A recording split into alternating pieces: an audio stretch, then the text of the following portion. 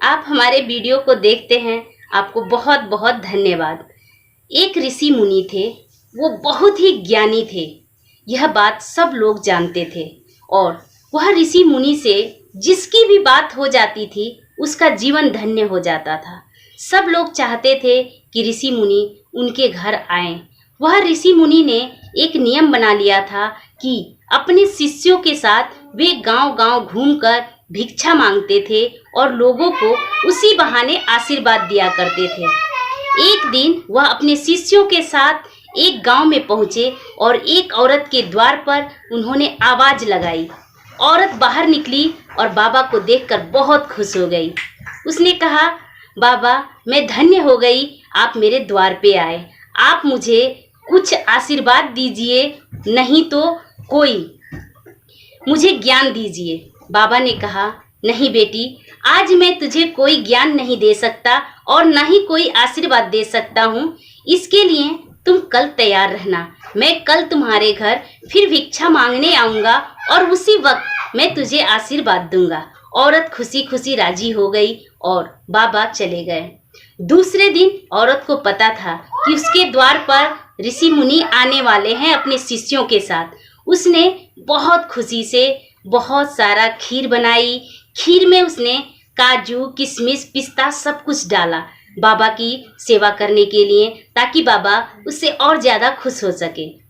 फिर दूसरे दिन जब बाबा उसके द्वार पर आए और भिक्षा मांगने के लिए आवाज लगाई, वह औरत खुशी से बाहर निकली और बाबा को खीर देने के लिए बड़ा सा पतीला लेकर जैसे बाहर आई, बाबा ने अपना कमंडल उसके आगे कर दिया। जब वह खीर उसके कमंडल में डालने वाली थी, उसने देखा कि उस कमंडल में गोबर और कचरा भरा हुआ था। वह देखकर वह हैरान हो गई।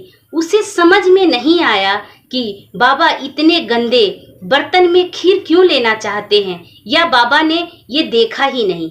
फिर उस औरत ने कहा, बाबा आपके कमंडल में बहुत कचरा भरा हुआ है, आप इसमें खीर क्यों लेना चाहते हैं? आप अपना कमंडल दीजिए, मैं इसको साफ करके लाती हूँ। बाबा ने कहा, नहीं, तुम इसी में अपना खीर डालो। वह औरत हैरान होकर बाबा का चेहरा देखने लगी। फिर उसने धीरे से बाबा को कहा, बाबा मुझे माफ कीजिएगा, मैं यदि आपके इस कचरे से भरे डब्बे में अपना खीर डालूंगी तो मेरा खीर बर्बाद हो जाएगा। बाबा ने मुस्कुराते हुए कहा, तुमने बिल्कुल सही कहा। कल तुमने मुझसे कुछ ज्ञान मांगे थे, आशीर्वाद मांगे थे और मैंने तुम्हें कहा था कि मैं कल तुम्हें दूंगा। बस तुम्हें समझाने के लिए ही ये सब मैंने किया है।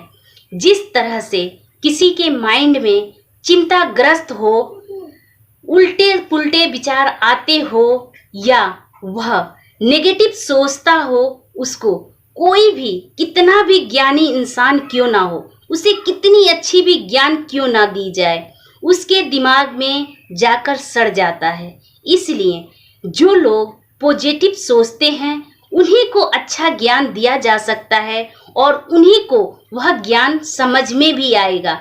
जिस तरह गोबर में खीर डाल देने से वह खीर भी सड़ जाती है, उसी तरह किसी नेगेटिव माइंड वाले को अच्छी ज्ञान भी दे दिया जाए तो उसका ज्ञान वहां जाकर नेगेटिव ही हो जाता है। इसलिए सबसे बड़ी बात यही है कि बुरे संगति को इस कहानी से हमें ये सीख मिलती है, यदि हम कुछ अच्छा करना चाहते हैं तो हमें हमेशा अच्छा ही सोचना पड़ेगा, वरना हमें कोई कितना भी ज्ञानी कितना भी अच्छा ज्ञान क्यों ना दे, उसके ज्ञान को यदि हम नेगेटिव सोचते हैं तो नेगेटिव में बदल ही देंगे।